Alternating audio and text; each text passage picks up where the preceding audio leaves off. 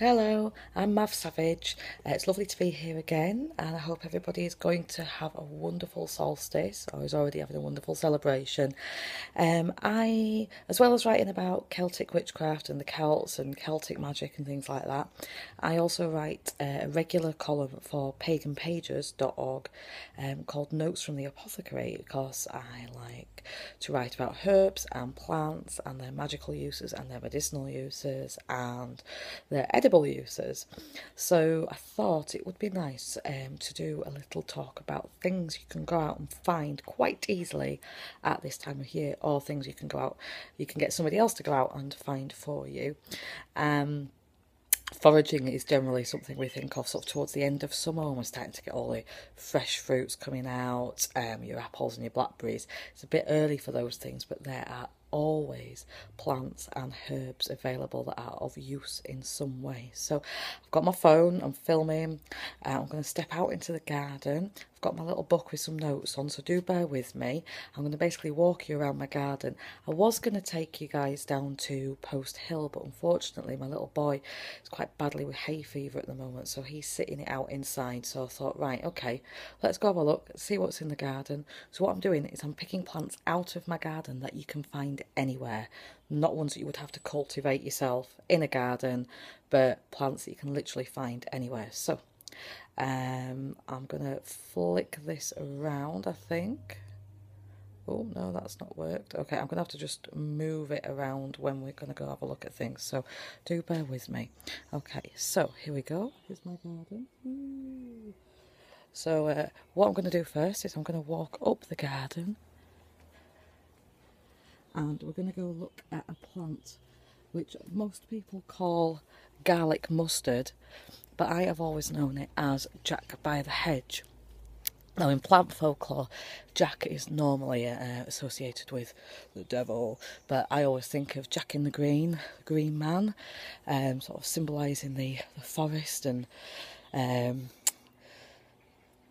the element of earth.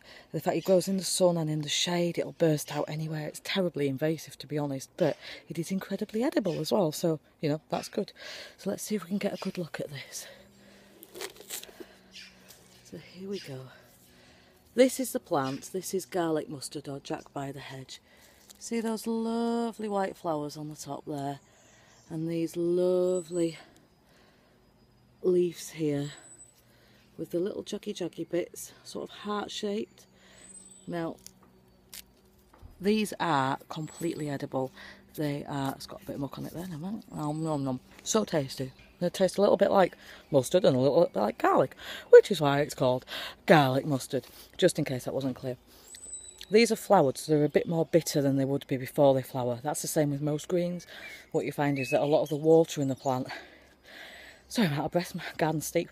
A lot of the water in the plant is used to help the flowers grow, and some of that is taken away from the leaf, so it's more concentrated, is the bitterness in there.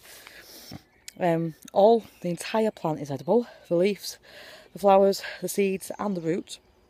And the leaves are incredibly high in vitamin C and vitamin A.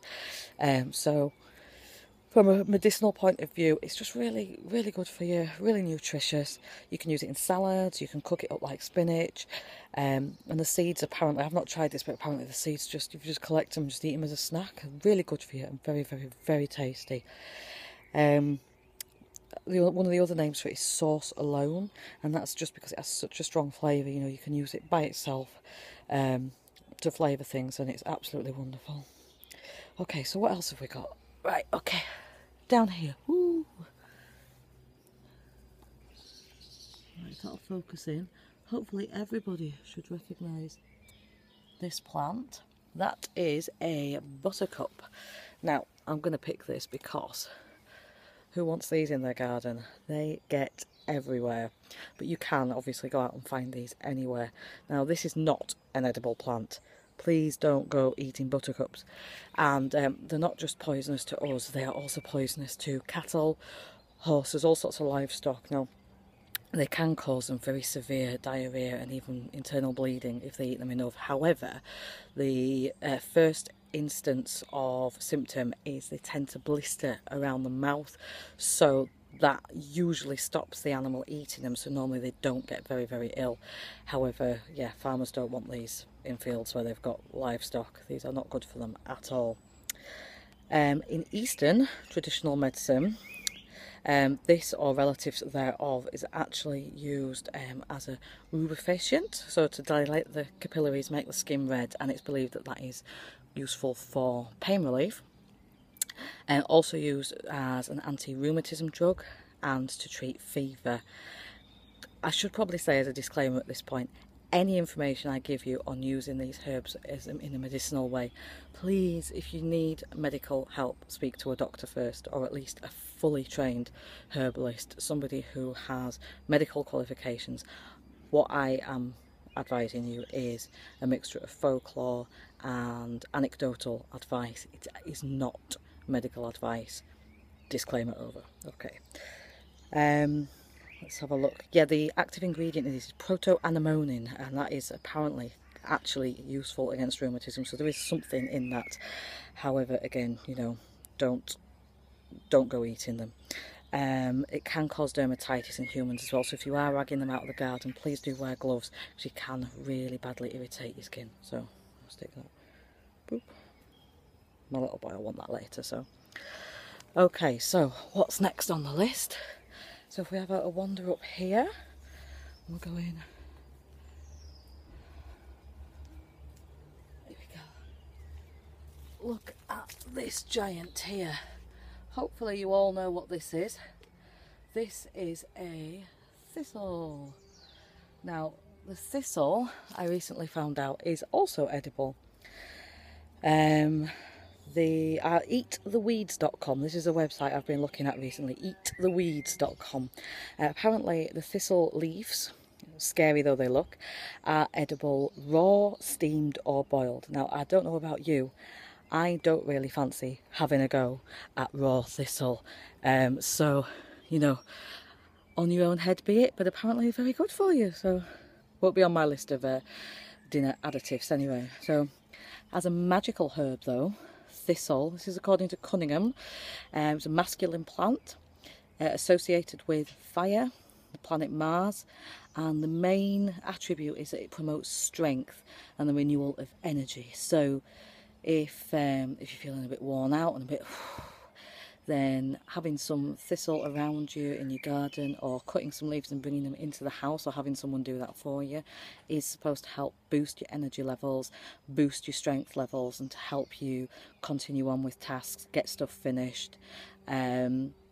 Also, having thieves in the garden apparently wards off thieves. Now, I'm not so sure that that is a magical attribute, or just that what thief is going to want to scramble through a garden that's full of thistles, but you know, practical magic at its best. Another interesting aspect of the thistle is that apparently for men, if they carry some thistle around with them, it's supposed to make them better lovers. No comment. Not tried or tested, obviously, but there we go. The seeds of the thistle as well, normally you'll see them, you know, the fluffy things that fly around with a little dark bit on the end of those little flying bits is obviously the seed that will start a new plant.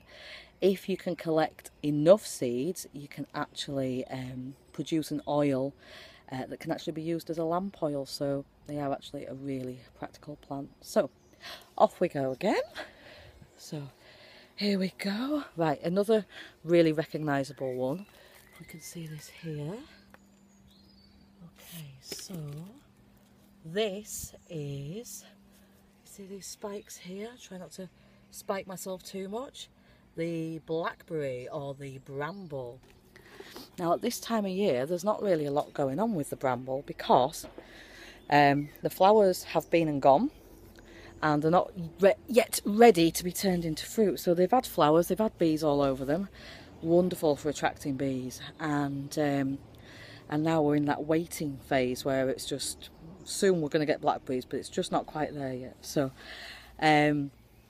in my first book, A Modern Celt, I wrote a little bit about the trees and plants that are in the so-called Celtic tree calendar. Now, there's no evidence at all that there was ever a Celtic tree calendar prior to last century, but it is really interesting to look at how Celts revered trees and plants. And one of the ideas that I put forward was that vine is included in the Celtic tree calendar. Now, we don't have a huge amount of vines in the British Isles, as in grapevines. However, if you want to look at a plant that creeps and climbs and has beautiful, glistening, luscious fruit, then the blackberry, the bramble, that has got to be your go-to plant. It starts fruiting at the end of August, beginning of September, and September is the month that is generally classed as the vine month as well, so it's timing perfect as well.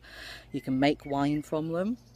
I mean, the fruit is just wonderfully versatile. I mean, again, it's packed full of vitamins and nutrients. And the wine, I've made blackberry wine a couple of times now, and it is just amazing. Really nice. Jam, pies, crumbles, syrups. I mean, the list really does go on and on.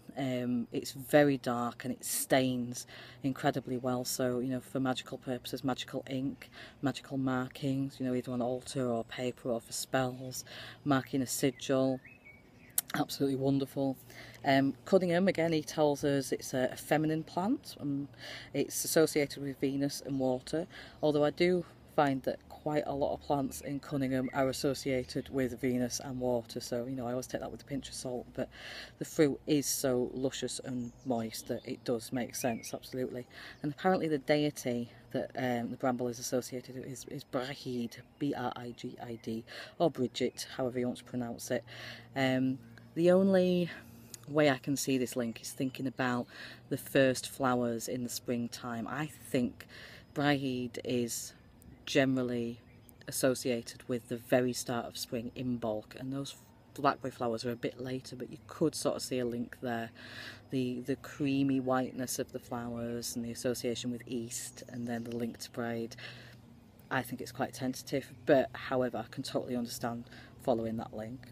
They are also associated with wealth and prosperity, so, you know, any money magic, you know, maybe pinching off the thorns, sticking them in a little pouch, taking off some branches carefully, use gloves, sticking them on your altar, the leaves as well.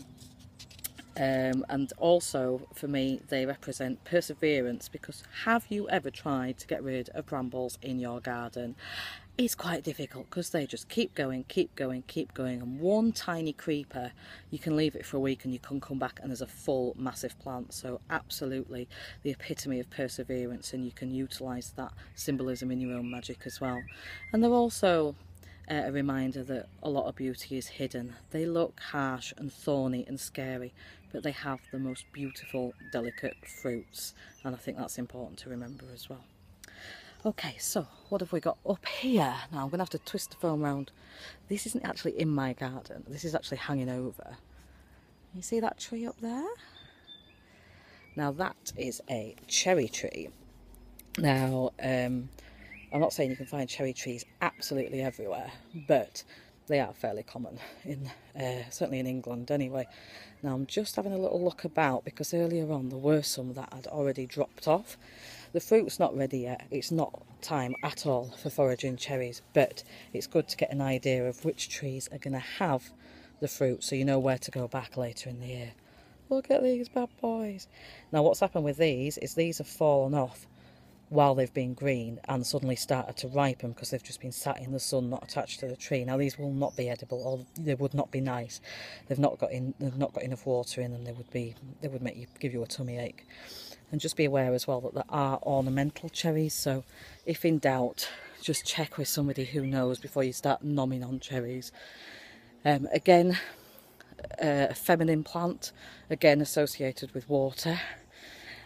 Also associated with love magic. Apparently it was a Japanese custom if you wanted to attract a particular lover, you would tie a strand of hair to a cherry tree, and that would attract that person to you. Cherry juice as well, obviously very red, very stainy. It can be used as a substitute for blood in magical purposes, and again as a type of magical ink for markings, for sigils, for writing out spells. Cherries also have chemicals in them that help promote sleep, so they can be used as a remedy for insomnia. Please don't go out and eat 5 pounds of cherries, because I've said that. Always seek medical advice, of course, but the fruit is very good for you. It's very sweet, it's very lovely, so you know, no harm as long as you're not allergic or anything. They are gorgeous, but they do help you sleep. They also are involved in divination as well, so if you're doing any divination, magic, prophecy, anything like that, a couple of cherries or a small twig from the cherry tree is a good strengthener of that type of magic. Okay, so let's have a look now. Okay, we're out of flowers on this one, but I'm just going to pick a leaf and lift it up. Here we go. Ooh, hopefully you can see that. Now again, I've got no problem picking this in my garden because it's yet another pest. Dun, dun, dun. Now this, hopefully again, recognisable, the dandelion. Easily available just about anywhere. Unfortunately this year I have missed the season for dandelion flowers, because what I like to do with dandelion flowers is I like to make booze out of them. I make dandelion wine, which, well, I actually made it for the first time last year and it just was like rocket fuel. It was amazing, it tasted amazing, it was really strong.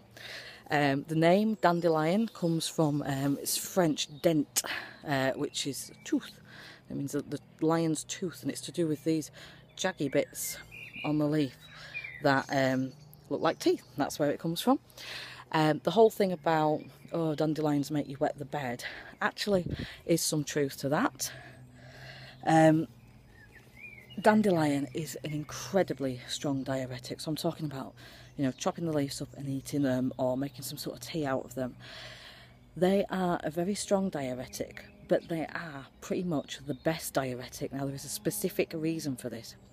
When you use a diuretic, and that's to make you wee more because you need to flush something out your system, what happens is you lose potassium. As the more you wee, the more potassium gets flushed out your system, and that can leave you feeling very low, very weak, not very well. Dandelions have so much potassium in them that even though you're whittling it out, they're actually replacing and replenishing your potassium stores, and as far as I'm aware, no other herb really does that. What tends to happen is if you have a diuretic for a long time, your doctor will normally prescribe you potassium supplements. You don't have to with dandelion, as long as there's no other contraindications. So again, always check, but generally, absolutely fantastic. Let's have a look. Okay, yeah, eating again. The young leaves, very, very young, so very pale green, very small. Or you can just stick a board over dandelion so that the leaves still grow, but they don't get sort of thick, that thick leathery almost quality to them. So they stay sort of young looking and pale green. That is the best way to eat them. Raw, in salad, little bit of dressing, really, really nice. As the leaves get a little bit older, I wouldn't eat them when they're too old because they're a bit bitter then and not as good for you. But you can chop them up, you can cook them like spinach, you can cook them as greens in absolutely anything. Again, always check that you're not allergic or anything like that, but they are nice, they are very good for you, loads of vitamins. And apparently Cunningham says they are associated with Hecate, which is probably because they were one of the plants in Hecate's garden. Okay, they are also associated again with divination, contacting spirits, and we've all seen when the flowers go to seed, you get your dandelion clock. Now, apparently you blow, and however many seeds are left is the hour. I don't get that at all. However, what we always used to do is we used to make a wish and see if we could get the whole head off in one, and apparently they are associated with the power of wishes. Lastly, you can make a tea or sort of coffee-like substance out of the root of the dandelion, and it is supposed to grant psychic powers. Again, please don't do this without checking that, you know, it's not going to kill you first. Okay, next one. I did speak on my last talk a little bit about the birch tree in the garden. I love birch trees, lady of the woods.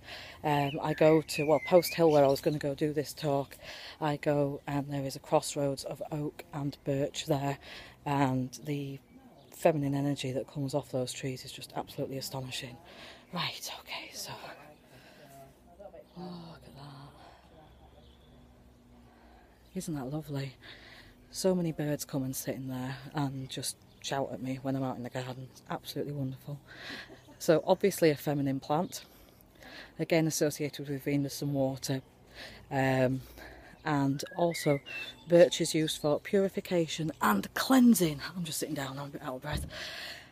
So purification, cleansing and exorcism. Apparently being smacked with birch twigs gets rid of demons. I have not tested this. Birch is also used for protection. It's also used for the brooms, you know, so the besom, sweeping besom, especially in Irish literature. When you read about the broom, it's often a birch broom. It's often referenced as a birch broom. In the Wonders of Clonmacnoise, there is a giant in a grave. He just appears in a grave, and he's surrounded by birch brooms. And I've always found that story, it's sort of just, that to me is the birch being the symbol of mystery and the unexplained. From a foraging point of view as well, this is very tricky, but apparently you can tap the sap of the birch tree and make a wine out of it, which is supposed to be incredibly nice. I haven't tried this myself, but it is definitely something on my to-do list. There are so many other plants at this time of year. I mean, I've talked about ones you can go out and get to eat, to use for magical purposes, just to take note of for later in the year, so you know where to go back to get the fruits. For example, with the cherry tree, I've barely scratched the surface, and you know, I'd love to go out and do a longer talk for you guys at some point. Maybe I'd take you for a little walk along the hedgerows and the paths at Post Hill. But I'll just give you an idea in the garden. We've also got ash trees bursting up everywhere, which are going to get dug out because there's too many of them, and if they get big, the roots will knock the fence over. But ash, for magic, you've got masculine energy, you've got representation of the sun, of the fire, associations with Thor, with Mars. It is direct representation of the world tree Yggdrasil, because Yggdrasil is an ash tree. Protection, particularly for some reason, protection against drowning. I'm not sure where that comes from. Apparently if you pick some of the leaves and put them under your pillow, it will give you prophetic dreams. And also placing the leaves around the house protects you from malign energy, from malignant forces, so any sort of malice against you. Ash is often used for magical wands, and the oldest wand made of ash was found in Anglesey in the year 100 Common Era.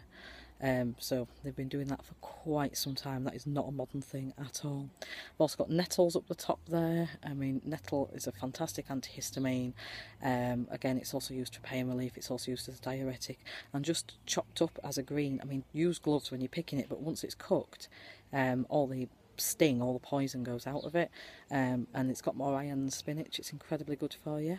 If you want to make wine out of nettles, you do have to pick them when they're young, so that's a bit before this time of year really, so you'd be looking at a couple of months back really, when they're first coming up, way before they flower. Snip the tops off, and when you've got enough, that's when you can start your wine making with them. But even at this time of year, you can pick them and still use them to make tea with, and it is really good if you suffer from hay fever. There's also, last one I'll show you actually, let's have a look, see if we can find some. Yes, I think we've got some here.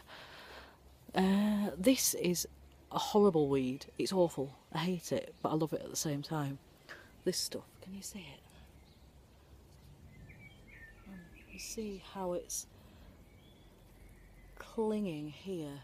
It's wrapped itself around this bush, and it will do. It'll just, it grows and it creeps, and as soon as it finds a stem of a plant, it wraps itself up and around it. It's called bindweed, or sometimes chokeweed. It is sort of nasty stuff, but it's really beautiful. It has these gorgeous white or pinkish flowers. Well, there's greater bindweed, which has great big white flowers, and there's lesser bindweed, which has smaller white or pinkish flowers. Now, it's not one that's really referred to so much as a magical plant, but I find that, just take it literally, it is useful in binding magic for not magic. You know, you pick it, and as long as you can manipulate it, tie your knots before it's totally dry. When it dries, it can be quite brittle, but while it's moist, it's very strong. When it's still green, it's very strong. You can bind it, you can knot it, you can plait it. Any sort of cord magic you can instill with the power of summer, with the seasonal energy, and with the, you know, that green earth magic. And also for summer solstice, it's a beautiful altar decoration, absolutely gorgeous. It's almost like summer ivy. Not that we don't have ivy in summer anyway, but it's unique, it's beautiful, and you should be able to find it everywhere at this time of year. Well, I hope that has been interesting. If you've spotted any other plants while I've been wandering about, you know, please do comment and ask for any information on them if I have it, or, you know, I will certainly impart anything I can. Once again, I just think the Pagan Federation Disabilities team just need a huge round of applause for putting on this festival, and it's just such a huge honour to be a part of it. So cheers guys, I'll see you again, bye.